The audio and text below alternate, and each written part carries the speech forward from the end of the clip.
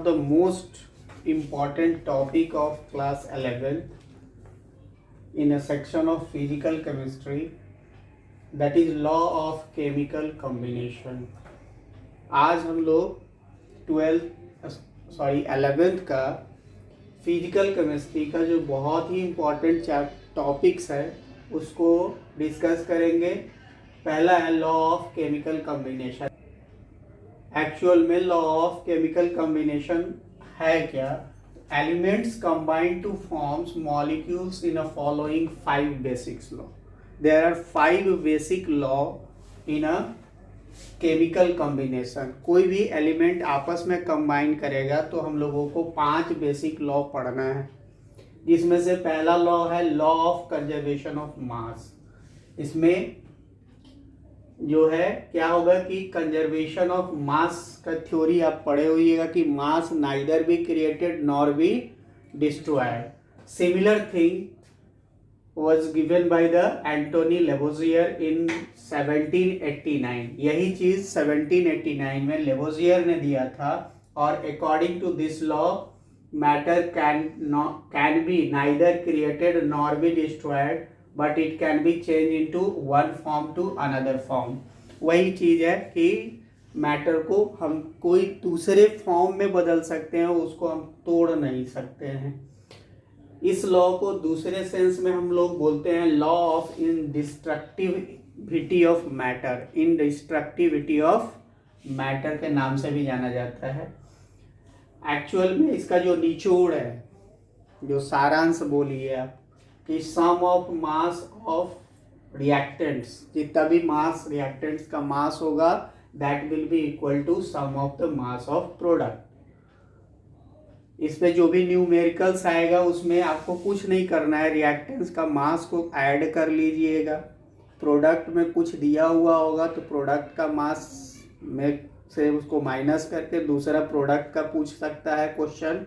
इस पे 2 तरह का क्वेश्चन आ सकता है कि या तो प्रोडक्ट टोटल दिया हुआ हो, रिएक्टेंट का कोई मिसिंग मास हो, तो उसमें से केवल इसमें प्लस और माइनस का खेल है। सेकंड है लॉ ऑफ डेफिनिट प्रोपोर्शन। इसको देने वाले हैं जोसेफ प्राउस्ट 1799 में। According to the law of definite proportion, कोई भी कंपाउंड अगर होगा तो उसका जो कॉन्स्टिट्यूएंट एलिमेंट्स होगा उसका जो प्रोपोर्शन होता है ऑलवेज फिक्स होता है। In a given compound contains exactly the same proportion of element by weight. पानी आप इंडिया से लीजिए, पाकिस्तान से लीजिए, नेपाल से लीजिए, भूटान से लीजिए, हमेशा पानी में हाइड्रोजन और ऑक्सीजन का जो वेट का रेशियो होगा वह 1:8 ही होगा, दूसरा नहीं होगा। ये लॉ ऑफ डेफिनिट प्रोपोर्शन के सेंस में आता है। ये लॉ ऑफ केमिकल कॉम्बिनेशन का दूसरा लॉ है। Okay, in case of law of chemical combination the third law is law of multiple proportion. इसमें क्या है कि this law was proposed by Dalton. ये जो है डाल्टन के द्वारा दिया गया था। ये लॉ क्या कहता है कि अगर कोई एक एलिमेंट को हम फिक्स रखें और उसके साथ फिक्स्ड मास का एलिमेंट हो और दूसरा एलिमेंट का मास डिफरेंट रखते हैं तो इसका जो तो फिक्स है, एक एलिमेंट का मास आपका फिक्स होगा, लेकिन दूसरे का अगर डिफरेंट हो तो उसके बीच में भी जो सिंपलेस्ट रेशियो एक आता है, if 2 elements can be combined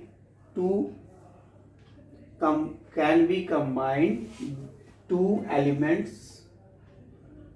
अगर 2 एलिमेंट है, दूसरे एलिमेंट से कंबाइन कर रहा है to form more than 1 compound. जैसे हाइड्रोजन और ऑक्सीजन यहाँ एग्जांपल में लीजिए, हाइड्रोजन और ऑक्सीजन कंबाइन करके वाटर बना रहा है और एक हाइड्रोजन और ऑक्सीजन कंबाइन करके हाइड्रोजन पेरोक्साइड बना रहा है। तो हाइड्रोजन पेरोक्साइड का फॉर्मूला होता है H2O2 और वाटर का होता है H2O। तो ये दो कंपाउंड बना रहा है, दो एलिमेंट से दो कंपाउंड बन रहा है, दोनों डिसिमिलर है, लेकिन एलिमेंट क्या है, सेम सेम। हाइड्रोजन हाइड्रोजन इसमें भी है, ऑक्सीजन ऑक्सीजन इसमें भी। Compound is different but the reactant, in a reactant molecules you have to see here the element is same।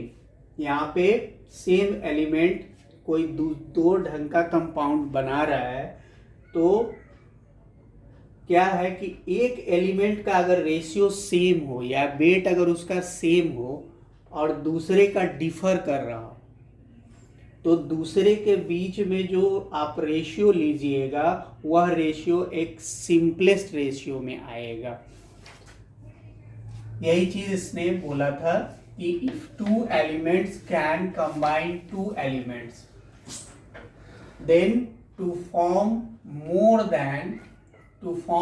Then one compound the masses of one element that combined with a fixed mass of other element are in the ratio of small whole number।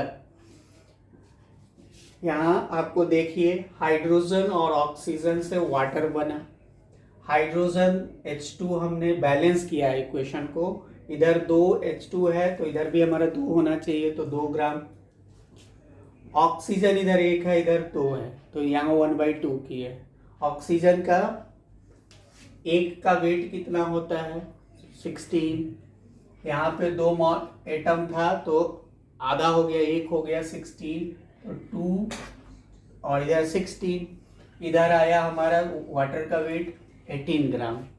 दूसरे case में आइए, hydrogen same हमने लिया, एक element को same रखा है, hydrogen का वेट 2 ग्राम, ऑक्सीजन हमारा इसमें O2 एक मॉलिक्यूल है, यहाँ आधा था यहाँ पर 1 है, तो इसका वेट कितना होगा 32। इधर H2O2 जो बना हाइड्रोजन पेरोक्साइड, डिफरेंट कंपाउंड बनेगा। ये तो हम इससे पहले वाले में ही पढ़ लिए हैं कि अगर प्रोपोर्शन डिफरेंट कर देंगे तो कंपाउंड भी डिफर कर जाएगा। तो यहाँ पर अगर ये सेम रेशियो में है 2 ग्राम 2 ग्राम, अब ऑक्सीजन का आप रेशियो लीजिएगा, here the mass of oxygen is 16 and 32 combines with 2 gram of same, hydrogen से सेम से कर रहा है, तो इस ऑक्सीजन का जो रेशियो होगा 16/32, that is the simplest number 1:2। This is the law of multiple proportion. एक को फिक्स कीजिए, दूसरे को कंबाइन कीजिए, और दोनों के कॉम्बिनेशन के साथ अगर आप लेते हैं तो अगर दूसरा डिफर कर रहा है तो इसका भी रेशियो जो होगा that will B same, simplest form में आएगा। Okay, here in case of law of chemical combination we will discuss the fourth law, the law of reciprocal proportion। Reciprocal proportion को आज हम लोग डिफाइन करेंगे। इससे पहले 3 लॉ ऑलरेडी हम लोग कर चुके हैं। लॉ ऑफ रेसिप्रोकल प्रोपोर्शन, इसको देने वाले साइंटिस्ट का नाम राइचर था, RICHTER। और ये लॉ क्या कहता है कि ये लॉ कहता है the ratio of masses of 2 element A and B which combine separately, A और B अगर सेपरेटली कंबाइन कर रहा है किसी फिक्स्ड मास से। यहाँ पे एग्जांपल पे हमने आपको दिखाया है कि हाइड्रोजन और ऑक्सीजन, ये A है और ये B है, एक फिक्स मास सल्फर से C से कंबाइन कर रहा है। Third element C is either the same or some simple multiple of the masses in which exactly A and B combines directly। अगर A और B अगर डायरेक्टली कंबाइन करेगा तो ये वाला रेशियो जो होगा हाइड्रोजन का जो फिक्स इससे सल्फर से कर रहा है उसका भी रेशियो एक सिंपल रेशियो में होगा।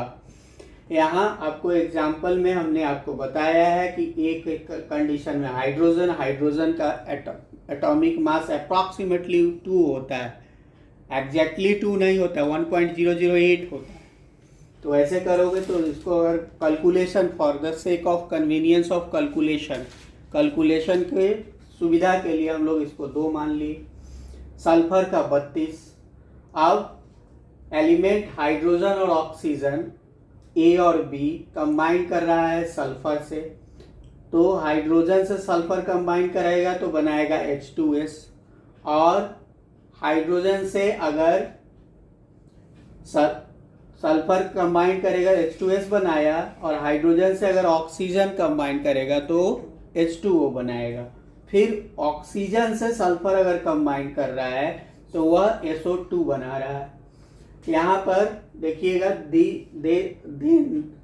they show that the combine directly with each other to form H2O, then their masses ratio, here is a masses ratio। Sulphur का मास हाइड्रोजन और ऑक्सीजन दोनों के लिए फिक्स है 32।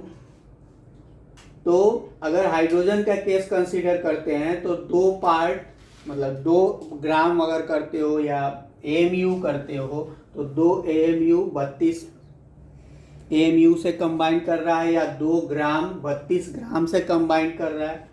इसका रेशियो लोगे हाइड्रोजन बाई सल्फर, इसका क्या होगा 2 इन केस ऑफ H2S 2/32। इसका सिंपलेस्ट रेशियो क्या होगा 1:16, यही यहाँ हमने लिखा है। उसके बाद हाइड्रोजन और ऑक्सीजन को अगर आप लेते हो तो हाइड्रोजन ऑक्सीजन एक दूसरे से डायरेक्टली कंबाइन कर रहा है। इसका रेशियो आप देखिएगा तो हाइड्रोजन 2 और ऑक्सीजन का 16। H2O के केस में अगर आप देखिएगा हाइड्रोजन को हमने फिक्स कर दिया है, तो इसका और ऑक्सीजन का केस अगर कंसीडर करिएगा तो 2/16, इसका क्या हो जाएगा 1/8।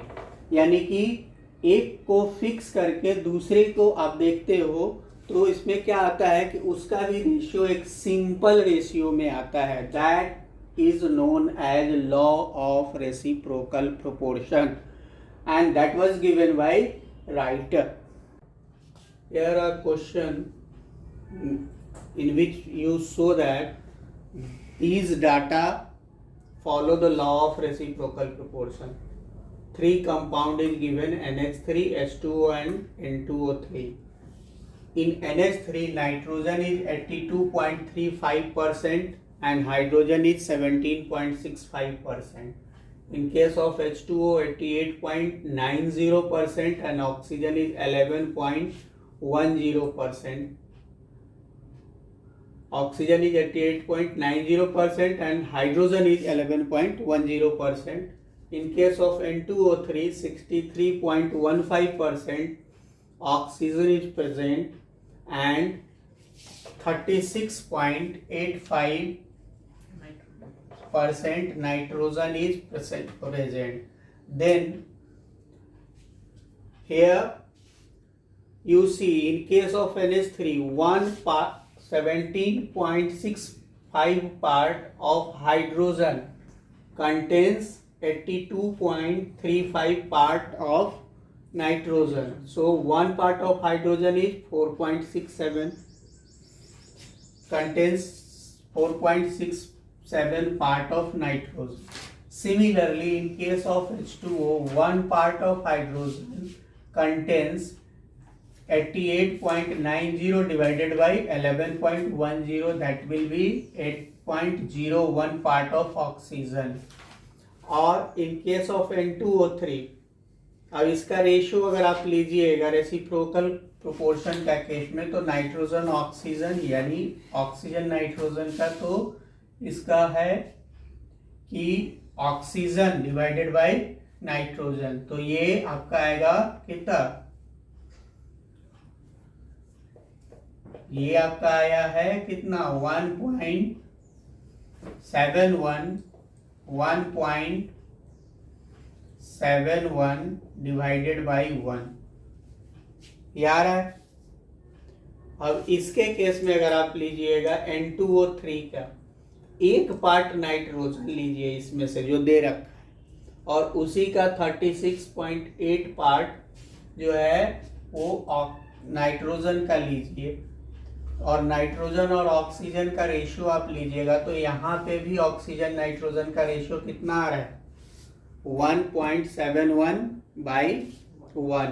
तो इससे ये पता चलता है कि एक फिक्स्ड रेशियो अगर आप किसी चीज का लेते हो, जैसे यहाँ नाइट्रोजन का हमने फिक्स कर दिया, इस केस में भी नाइट्रोजन का फिक्स किया है, तो नाइट्रोजन का 1 पार्ट ऑक्सीजन के 1.71 से कंबाइन करता है। दूसरे कंपाउंड में भी नाइट्रोजन का 1 पार्ट ऑक्सीजन के 1.71 से कंबाइन करता है। This law is called law of reciprocal proportion. इसमें 3 कोई कंपाउंड अगर आपस में कंबाइन करके कोई 3 एलिमेंट, जैसे नाइट्रोजन है, ये कंबाइन किया हाइड्रोजन से बनाया NH3। दूसरा नाइट्रोजन अगर ऑक्सीजन से कंबाइन किया, ये बनाया N2O3। और हाइड्रोजन ऑक्सीजन आपस में कंबाइन किया H2O। इस सब में जो आपका कंपाउंड बनेगा, इस सारे कंपाउंड में अगर किसी एक को फिक्स कर लो, जैसे इसमें नाइट्रोजन को हमने फिक्स किया है, तो इसका जो रेशियो आएगा that will be the simplest ratio. और इससे ये आपका प्रूफ होता है कि आपका रेसिप्रोकल प्रोपोर्शन सही है। Okay, this is the last law of chemical combination and that is called Gay-Lussac's law of gaseous law।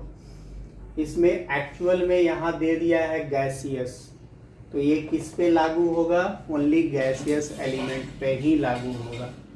इसके अकॉर्डिंगली क्या है कि this law given by Gay-Lussac in 1808, according to this law when gases combine or produce in a chemical reaction, ये किस पे applicable है, only gas पे। या तो कोई गैस अगर किसी रिएक्शन में कंबाइन हो या प्रोड्यूस होता हो, they do in simple ratio by the volume provided all the gases are at same temperature and pressure. Temperature and pressure same होना चाहिए। उस पे आपको जो भी गैस अगर आपस में कंबाइन कर रहा है तो उसका जो हम लिखेंगे, यहाँ जैसे कोफिशिएंट क्या लगा 1, यहाँ क्या कोफिशिएंट लगा 1, और इसको बैलेंस करने के बाद इधर कोफिशिएंट हम क्या डाल रहे हैं 2, तो इसको हम बोलेंगे एक्चुअल में 1 volume of hydrogen gas combines with a 1 volume of chlorine gas, then it always form 1 and 1 कितना होता है 2, तो 1 + 1 2 volume of hydrogen chloride gas. इसका मतलब ये हुआ कि रिएक्टेंट का जो वॉल्यूम है वो ऐड हो जाता है और प्रोडक्ट के वॉल्यूम, और वो क्या देता है प्रोडक्ट का वॉल्यूम। इसको आप एक तरह से बोल सकते हो कि ये आपको बैलेंस करने पे, after balancing the equation the in a gaseous form of reactant and product, they will give the coefficient will give the volume। Coefficient क्या देता है, तो वॉल्यूम को देता है। यहाँ कुछ नहीं है, मतलब एक है, एक वॉल्यूम हाइड्रोजन एक वॉल्यूम क्लोरीन के साथ कंबाइन करेगा और उस कॉम्बिनेशन के बाद क्या बनाएगा 2 वॉल्यूम HCl, एक और एक मिलेगा तो क्या होगा 2 ही होगा ना। तो यही आपका गे-लुसाक का लॉ था। इसके साथ ही लॉ ऑफ केमिकल कॉम्बिनेशन का आपका 5 लॉ खत्म हुआ है। इसके आगे नेक्स्ट उसमें हम लोग पढ़ेंगे Avogadro's law, Dalton atomic theory, ये सब चीज़ हम लोग नेक्स्ट वीडियो में पढ़ेंगे। ओके, अगर वीडियो अच्छा लगता है तो लाइक करें, अंत तक देखें और टेक अ स्क्रीनशॉट।